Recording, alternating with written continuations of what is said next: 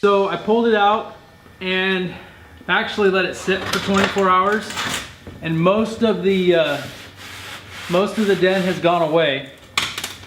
The last time I did it, I did it all at one time and didn't let it sit. I'm going to show you what I did to push the fuel tank dent back out of the plastic tank.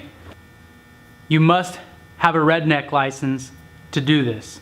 So the first time I did this, I was really nervous about blowing myself up. I've got my CO2 bottle, got my Ziploc bags, zip tied. I've got the gas line plugged off here. I just real careful I don't put too much air in the gas tank. Most of the dent worked itself out overnight. I'm just putting a little bit of air into it to kind of push it the rest of the way.